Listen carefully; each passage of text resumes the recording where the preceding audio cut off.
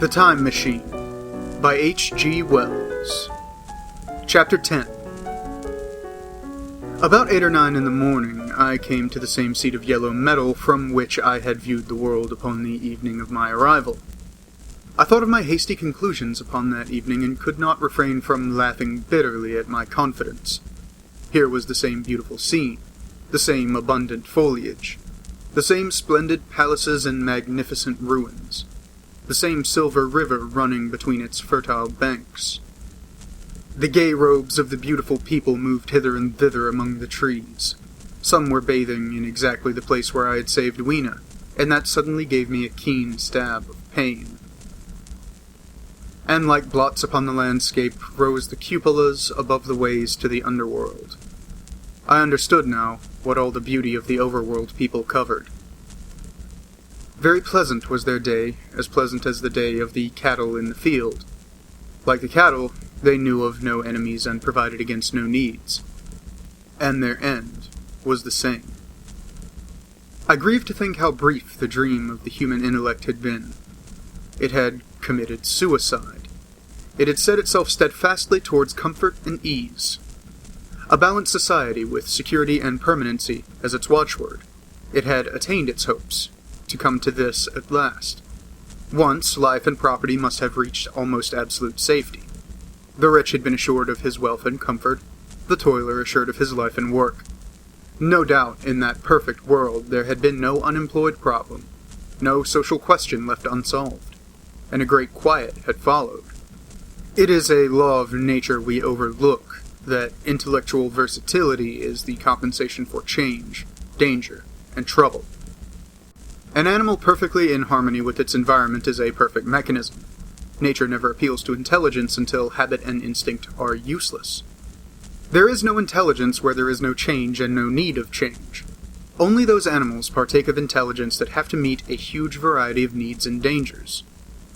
So, as I see it, the upperworld man has drifted towards his feeble prettiness, and the underworld to mere mechanical industry. But that perfect state had lacked one thing even for the mechanical perfection: absolute permanency. Apparently, as time went on, the feeding of the underworld, however it was affected, had become disjointed. Mother Necessity, who had been staved off for a few thousand years, came back again, and she began below. The underworld, being in contact with machinery which, however perfect, still needs some little thought outside habit, had probably retained perforce rather more initiative, if less of every other human character, than the upper. And when other meat failed them, they turned to what old habit had hitherto forbidden. So I say I saw it in my last view of the world of 802,701. It may be as wrong an explanation as mortal wit could invent. It is how the thing shaped itself to me, and as that, I give it to you.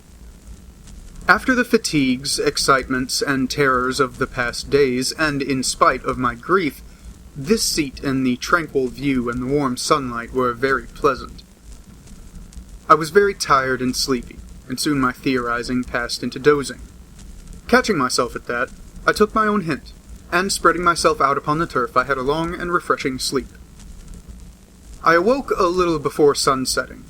I now felt safe against being caught napping by the Morlocks, and, stretching myself, I came on down the hill towards the White Sphinx. I had my crowbar in one hand, and the other hand played with the matches in my pocket. And now came a most unexpected thing. As I approached the pedestal of the Sphinx, I found the bronze valves were open. They had slid down into grooves. At that I stopped short before them, hesitating to enter. Within was a small apartment, and on a raised place in the corner of this was the time machine. I had the small levers in my pocket, so here, after all my elaborate preparations for the siege of the White Sphinx, was a meek surrender. I threw my iron bar away, almost sorry not to use it. A sudden thought came into my head as I stooped towards the portal. For once, at least, I grasped the mental operations of the Morlocks. Suppressing a strong inclination to laugh, I stepped through the bronze frame and up to the time machine. I was surprised to find it had been carefully oiled and cleaned. I have suspected since that the Morlocks have even partially taken it to pieces while trying in their dim way to grasp its purpose. Now, as I stood and examined it, finding a pleasure in the mere touch of the contrivance, the thing I had expected happened. The bronze panel suddenly slid up and struck the frame with a clang. I was in the dark, trapped. So the Morlocks thought. At that, I chuckled gleefully. I could already hear their murmuring laughter as they came towards me. Very calmly, I tried to strike a match. I had only to fix the levers and depart then like a ghost. But I had overlooked one little thing. The matches were of that abominable kind that light only on the box. You may imagine how all my calm vanished. The little brutes were close upon me. One touched me.